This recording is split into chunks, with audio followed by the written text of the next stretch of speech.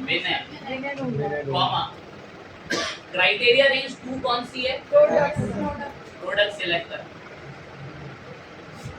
अभी के मुताबिक इसमें क्या ढूंढना है? ट्राउजर एंड देन ब्रैकेट बंद और एंड। बता रहा है विनय ने ट्राउजर की इतने रुपए की सेल करी। ड्रैग करूंगा तो एरर आ रहा है, उससे बता भी देते हैं क्यों आ रहा है, क्योंकि फॉर्मूला ड्रैग होने से ये कहां पर सर्च कर रहा है? Blank range. सर लॉक करना पड़ेगा। अब इसके लिए क्या सॉल्यूशन है? मैंने कुछ सही जगहों को लॉक करा, बहुत समझदारी के साथ लॉक लगाना पड़ेगा। अब मैंने N6 को जानबूझ के लॉक नहीं लगाया क्योंकि N6 का N7 होना जरूरी है। Yes sir. तभी वो ट्राउजर के बाद किसका चेक करेगा? एंटर दबते रिजल्ट है और ग्रीन डॉट पे ड्रैग करते सबके रिजल्ट्स आते हैं। सुविधा अब बस यही सबसे बढ़िया हो गई। अगर अब मैं विनय की जगह बदल के लिख देता हूँ मोहन, तो मोहन की सेल्स बता, और मोहन की जगह पर आप यहाँ रोहन बोल दें तो रोहन की सेल्स। अब इसी टेबल का ना हमें चार्ट बनाना है। ये सब फॉर्मूला पढ़ रखा है आपने कहीं, तो इस समय को बड़ी नई चीज समझ रहा हो।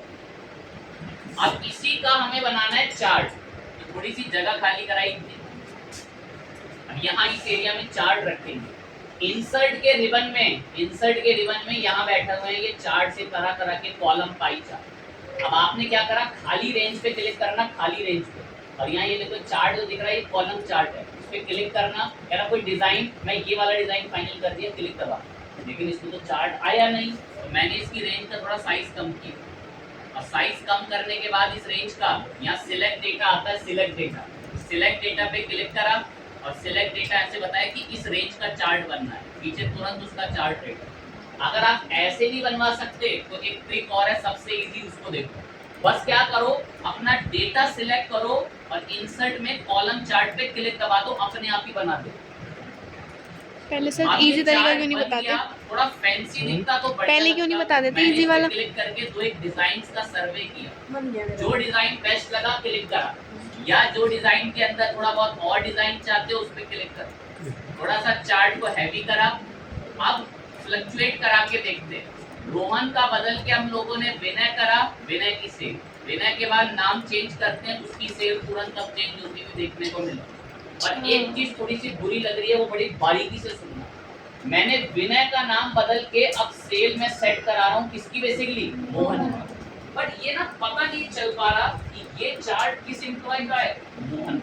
ये किसकी सेल का चार्ट है, बेसिकली मोहन। अभी देखें, फिर सुने गौर से, मैंने मोहन बदल के अब की बार सेट कर दिया विनय, तो ये किस एम्प्लॉय की सेल का चार्ट है, विनय। पता हम क्या चाहते हैं, प्रॉपर लिखा हुआ है टोटल सेल्स ऑफ विनय, ये चार्ट किसका रेडी हुआ है, विनय का। और अगर हम यहाँ सोहन कर दें तो मैसेज आए टोटल सेल्स ऑफ सोहन, लेकिन अभी सिर्फ ये एक ही मैसेज देता है, क्या बोलता है, टोटल सेल्स। देखो उससे कैसे देखते। इसके लिए हमने क्या करा, थोड़ा हेडिंग का एरिया सिलेक्ट करके ऐसे मर्ज कर दिया, मर्ज करने के बाद यहाँ एक फॉर्मूला लिखा कॉन्कैटिनेट। फॉर्मूले को डिस्कस कर रखा है, इसको लेके टेंशन में नहीं जाएंगे, लाइंस में।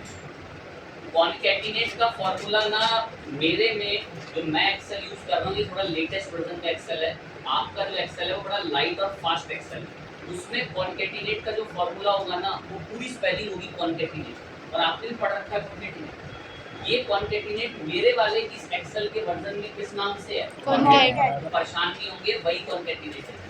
अब इस कॉन्कैट को मैं बोलूंगा कि हमें एक मैसेज लिखना है, देखो कैसे बताएं।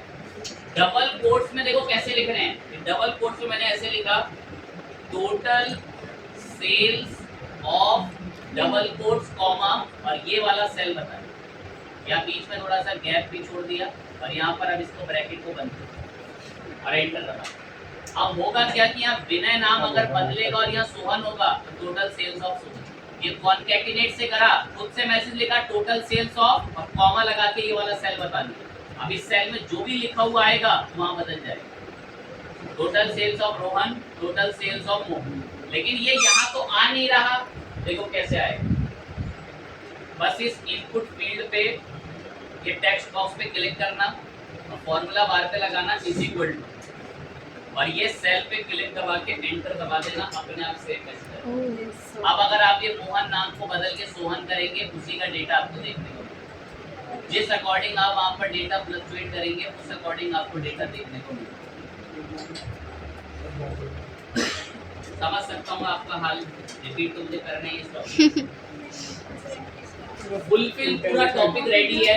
जब भी एम्प्लॉय का नाम बदलता हूँ, विनय की जगह कोई और नाम सेट करा, तुरंत उसकी सेल दिखा। अब मैं इस टॉपिक को पूरा एक बार रिपीट करूंगा। जिस बच्चे को भी स्टार्टिंग से देखते वक्त कोई डाउट रहा तो बड़ा अच्छा मौका है डाउट क्लियर करने का दोबारा। शुएब भाई देख लो बहुत अच्छे से, अच्छा मौका है डाउट क्लियर करने ध्यान का। दे रहा तो भाई समझ नहीं आता है, सही है भाई। बाद में पूछते हो कैसे सबसे करा था। पहले इस टॉपिक की शुरुआत ऐसे करना, एम्प्लॉय के नेम और प्रोडक्ट के नेम अलग अलग थोड़ा सा नीचे करो। एडवांस, अनदर लोकेशन, कौन सी क्लास में? List range. क्या मैं ये होगी क्लास? लिस्ट रेंज है। नर्सरी। मैं हाँ नर्सरी में। इस लिस्ट रेंज की वैल्यू निकाल के यहाँ पेस्ट करनी है। क्यों? पर यूनिक रिकॉर्ड ओनली, नाम निकाल के अलग नहीं करना है। मैंने दीदी नहीं बोला, अब निकाल लिया प्रोडक्ट शुएब भाई ने। एंड अनदर शायद छूटे तुम तो लोकेशन, बैठ छूंगे। लिस्ट रेंज बोल एंड देन कॉपी टू में यहाँ पेस्ट होगा। यूनिक रिकॉर्ड, नाम भी निकाल दिए, प्रोडक्ट भी निकलवा दिए। अब इनकी थोड़ी हेडिंग्स जो हैं वो यहाँ पर यूज कर लेते हैं। यहाँ हेडिंग बना देंगे टोटल सेल्स। चली गाली दे। थोड़ा बॉर्डर से कवर कर दिया। एम्प्लॉय नेम बार बार लिखना ना पड़े, इसलिए यही क्लिक मुझे छोड़ लगता है के एक कंट्री को गलत जगह क्लिक छोड़ोगे वही एक लिस्ट कंट्री बच को जाएगी। होना पड़ेगा, तो मुझे यही लगा। क्लिक छोड़ा, यहाँ एक लिस्ट बनानी है। डेटा में डेटा वैलिडेशन पर आए, एनी वैल्यू को लिस्ट और ये रेंज सिलेक्ट कर देंगे। कैमरा लग रहा है कैमरा। अब कुछ बच्चे क्या करेंगे, ऐसे रेंज सिलेक्ट करेंगे एम्प्लॉय आईडी भी, या ये खाली रेंज भी सिलेक्ट करेंगे। उनके में बड़ा मशहूर एरर आएगा एक्सट्रैक्ट नाम से, तो बहुत परेशान कर देगा उनको। मैंने यहाँ से जेन्युइन इतनी रेंज सिलेक्ट करके ओके प्रेस। अब हमें कभी भी नाम